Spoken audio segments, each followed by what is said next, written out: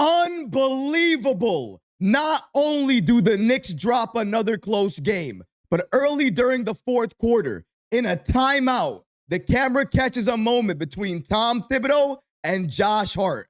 Both of them are visibly upset and they're arguing back and forth. Clearly, they're having a heated exchange. And then after the game, both Thibodeau and Hart address this situation. We're going to break down all of these latest reports today. But before we get started, about 52% of you watching this video right now are not subscribed to the channel. If you're enjoying the content, please go ahead and hit that subscribe button because it could really support all the great content that we're creating for you. And now, let's get started. Josh Hart and Tom Thibodeau have a heated exchange. First, Mikal Bridges calls out Tom Thibodeau for playing the starter heavy minutes, and he requests for the bench to play more minutes. That situation happens. We get over it. We move on. And then last night, during the fourth quarter, in a timeout, we see Tom Thibodeau and Josh Hart going back and forth, having a heated exchange. Let's take a look at exactly what happened during that timeout last night. Roll it. We're going to take a look at the video once without saying anything, just looking at the back and forth. And then we're going to watch it again, trying to break down exactly what Tom Thibodeau is saying.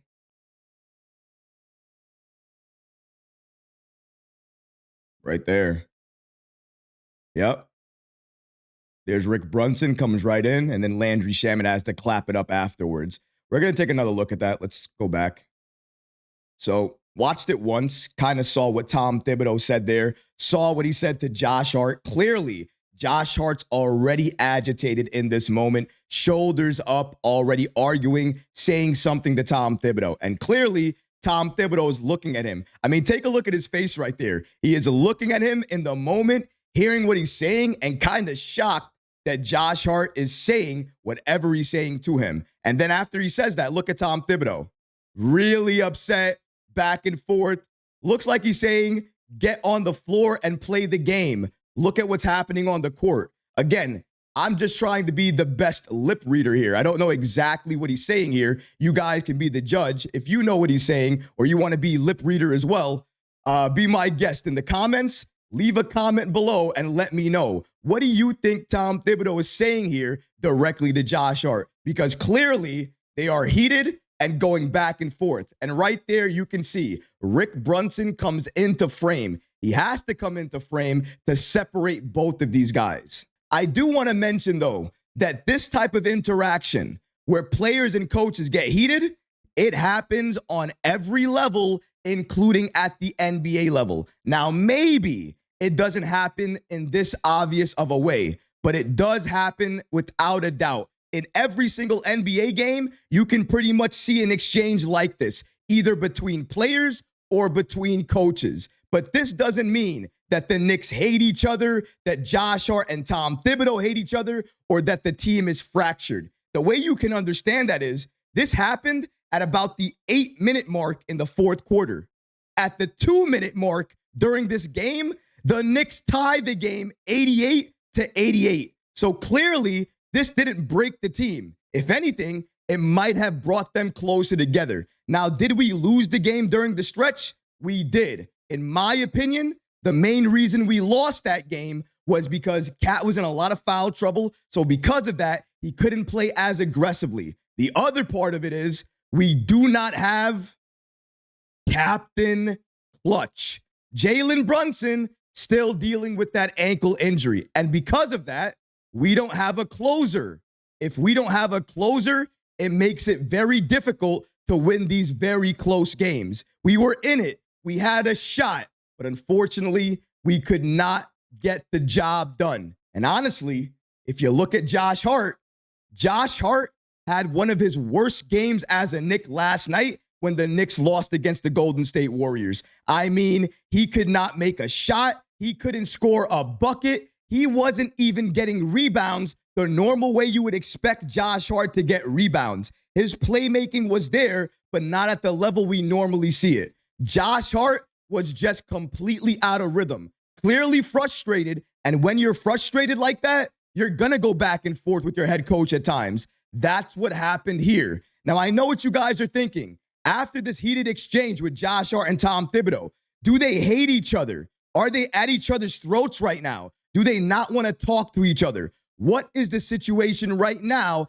after what happened last night during the game between the Golden State Warriors and the Knicks? Well, thankfully, shout out to Steph Bondy with the New York Post for catching up with both Josh Hart and Tom Thibodeau and giving us the following updates about Josh Hart and Tom Thibodeau and how they feel about the heated exchange that they had last night. Shout out to NBA insider Fred Katz for also giving us the following information as well, too. According to Katz, he asked Tom Thibodeau the following question. There was a clip, you and Josh Hart kind of exchanging words. And here was Tom Thibodeau's response. Oh, yeah, I love Josh. You guys know that. Just whatever can get us going. Just trying to get us going. Katz then follows up by stating, so it was just a passionate moment. And then Tom Thibodeau responds and says, yeah, that's it. Fred Katz also shares the following insight. According to Katz, Hart also said, I love Tom Thibodeau. Josh Hart and Tom Thibodeau are close. They also bicker sometimes. Nothing to see here, in my opinion. And here's where we have to give thanks to NBA insider with the New York Post, Steph Bondy. He got the following comments from Josh Hart after the situation with Tom Thibodeau. According to Hart, you all know me. You know my feelings toward Thibodeau. You're not going to find a more loyal player. I love Thibs. I think that was just my frustration coming out of the flow of the game, my own individual performance.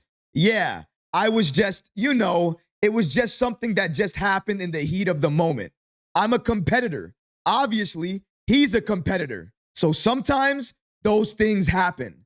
I don't think it doesn't affect our relationship. It doesn't show anything of what's going on. It's just two extremely competitive people in a fiery moment. I love Thibs. I love what he's doing, and he's putting us in the best position to be successful. Hart also added that he's been frustrated with his play without Jalen Brunson. According to Hart, without number 11, sometimes we're not as organized. One thing about us, the ball screened by myself is in more actions. Now, the role is a little bit different. More catch and shoot opportunities. I'm trying to figure out how to be effective in that way. Tom Thibodeau agreed that it was a passionate moment. Tom Thibodeau has a lot of respect for Josh Hart, and that goes both ways. Heated exchanges are going to happen during a game. That's clear. But as long as we can overcome it as a team, then it's never going to be an issue. And it was clear. We definitely overcame it as a team. And while it's clear that Tom Thibodeau and Josh Hart may not have any more lingering issues, we do have an issue that we saw last night, and it was obvious. The bench. The bench scoring, the ability to rely on the second unit, to develop a second unit, to have trust in the second unit. Last night, it was absolutely clear. If we go into a postseason game and the starters are not on, they're not performing at an elite level, our bench will not save us. Our bench right now is a detriment. Even though Landry Shamet has been playing well, hitting shots, playing great defense, is one player your bench? Because that's not a bench. That's a prayer, a dream, and a hope. Something that a championship contender doesn't need going into the postseason.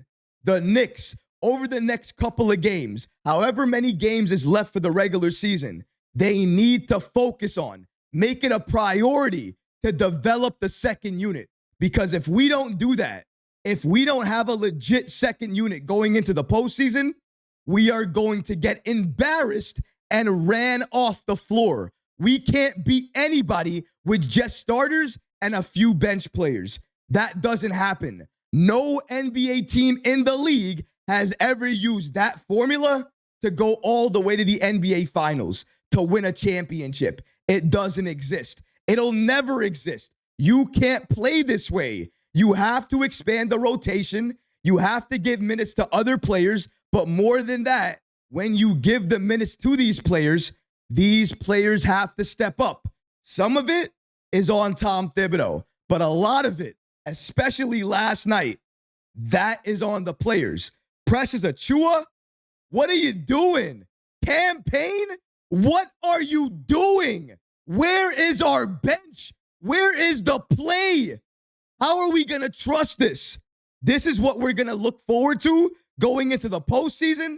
This is giving everybody hope that we're going to be a dominant team in the postseason. Not me, not to my eyes.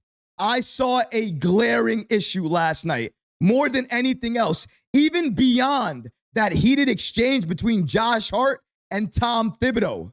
We shouldn't be focusing on that. We should be focusing on the real issues, the bench and not having a closer besides Jalen Brunson. Tom Thibodeau, I'm looking at you. But the bench unit, Campaign, Precious Achiuwa, Landry Shamet, all of you guys, whoever gets time, I'm looking at you. If you get that time, you need to do something with it. Not doing anything, not producing, not even having an impact. That is just not acceptable. But what about you guys? What do you think about Tom Thibodeau and Josh Hart and that heated exchange that they had last night during the fourth quarter? Do you think it was a big deal, or do you agree with me? Do you believe, even though it looked bad, these type of conversations, they always happen during the course of an NBA game? Let me know your thoughts and how you feel about this exchange, because honestly, I would love to hear from you. But that's going to do it for this episode. I hope you enjoyed it. And if you did, go ahead and smash that like button, leave a comment below. And of course, guys, please subscribe to the channel. Until next time, Knick fans, take care of yourself, your families, and each other. Peace and love.